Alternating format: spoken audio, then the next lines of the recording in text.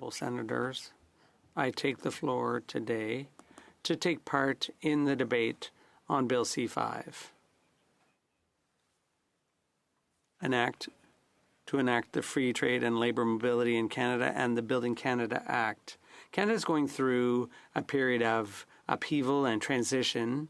Some of the relationships we've worked on over the years have been disrupted in terms of trade, and the consequences have already been disastrous for Canadians. Canadians are paying more for countless goods and services, and this has increased the cost of living across the board. And costs have been high in the wake of the COVID-19 pandemic.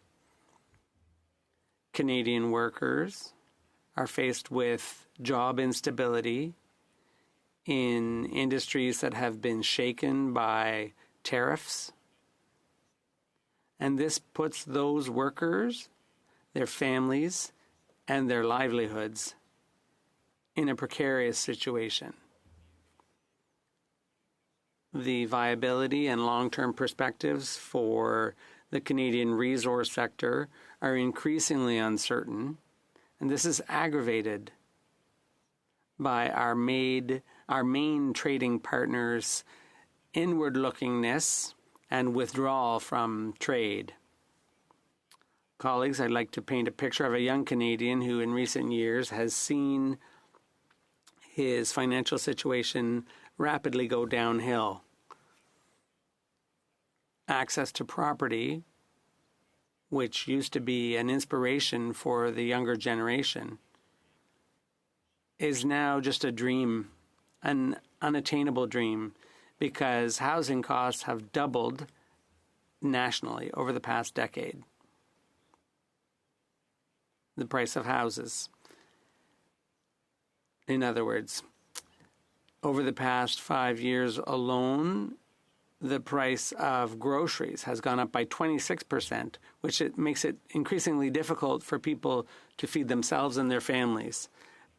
According to the food banks, 55% of Canadian families are having a hard time meeting their basic food needs. And the demand for food banks has reached unprecedented heights all across the country. Colleagues, we all know the person I just described. It could be your own child, or your grandchild, your niece or your nephew, your neighbor, or perhaps even your office staff. This is why Bill C-5 should be so critical. It should enable bold, decisive, and game-changing action that will drive meaningful improvement to Canada's economic outlook, both for the country and for its people. The need to address these threats and those imposed by Canada's largest trading partner were not only a defining ballot box question for many Canadians during this year's election, but the impetus for the bill before us. Canada is a trading nation. We are blessed with an abundance of natural resources that are in high demand across the globe. However, Canada's critical infrastructure currently falls woefully short of ensuring our supply meets demand. Having focused too long on honing the relationship with our neighbour to the south, we have neglected to adequately build the muscles required to diversify our trade. We are now seeing the immediate and severe consequences of having become complacent and over-reliant on one market. Global Affairs Canada points out that 65% of Canada's economic activity is tied to international trade.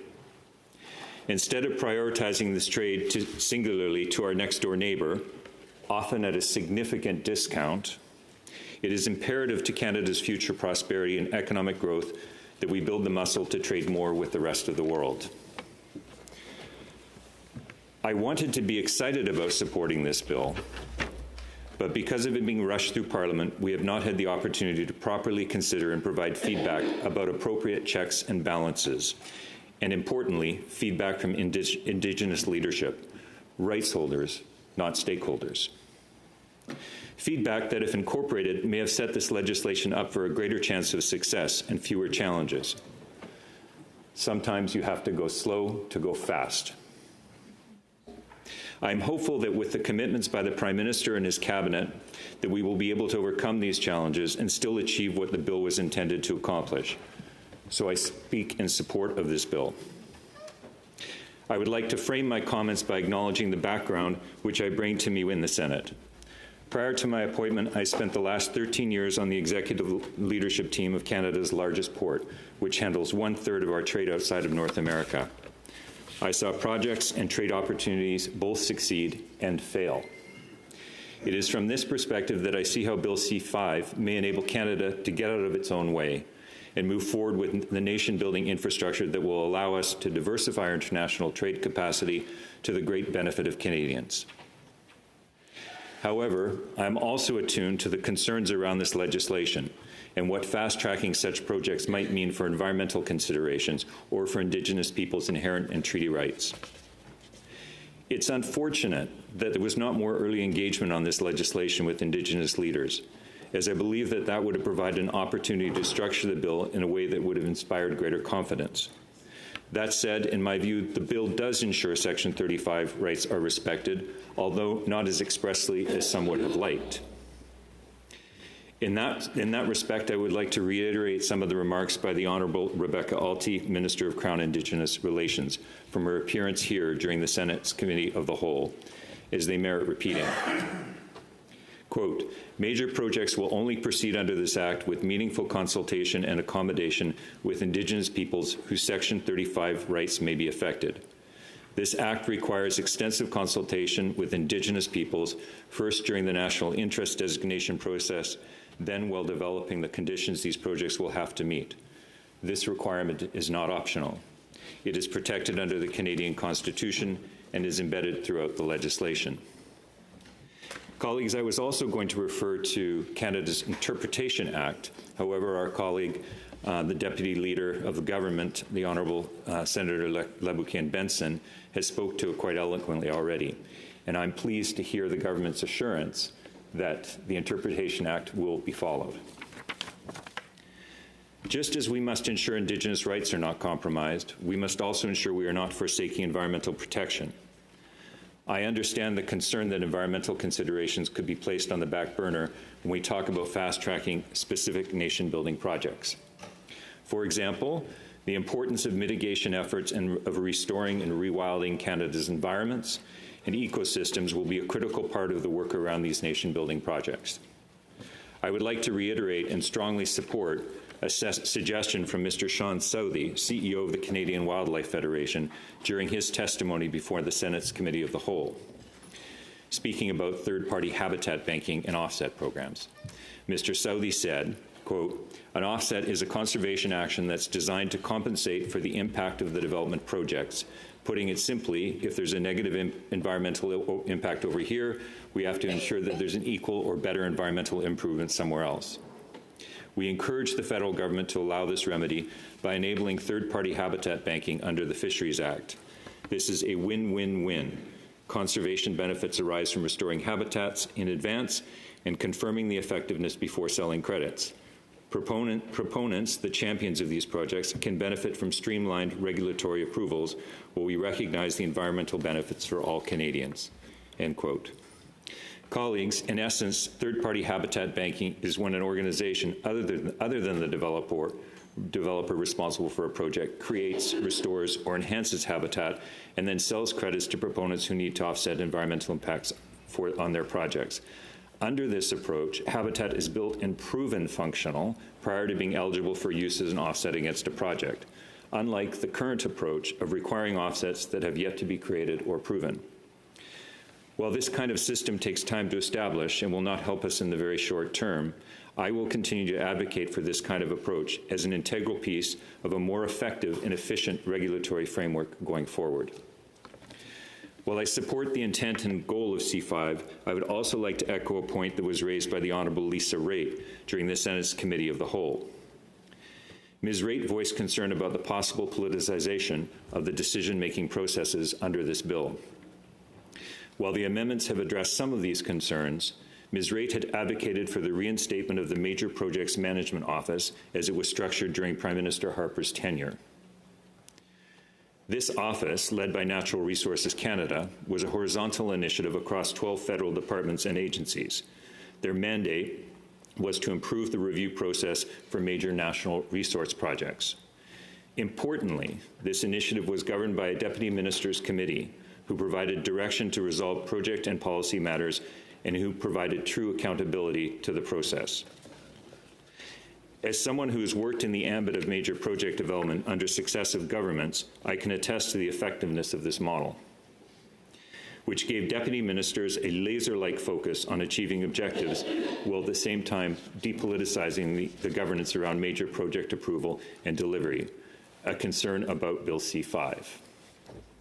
As the government moves to create a new office to oversee projects of national interest, I strongly urge them to reinstate this effective model, particularly the component with respect to oversight and accountability at the highest levels of the public service. So I would ask that our government representative's office take that back to the ministers. Colleagues, the bill before us represents economic opportunity that Canada so desperately needs. We have a cost of living crisis that is bringing countless Canadians to the point of falling behind rather than getting ahead. We are facing a housing shortage nationally. Our healthcare system is overstretched and understaffed. Climate change continues to wreak havoc on our ecosystems, requiring funding to meet and mitigate its impacts. Our recent defense spending commitments, while critical, mean we are working with less funding for other vital areas. And investments in essential infrastructure in Indigenous communities, such as a clean drinking water supply, are sorely lacking. We need a growing and thriving economy in order to fund these initiatives. In short, let's not tie the hands of our government to deliver what Canadians voted for them to do. Rather, let's support this bill while holding the government to account for its many stated commitments to deliver economic prosperity in a manner that respects the environment, respects Section 35 rights, and reflects Canada's commitments in relation to the United Nations Declaration of the Rights of Indigenous Peoples. Fellow Senators, let's give the government a chance to prove it can rise to the challenge. Thank you. Merci. Megwich.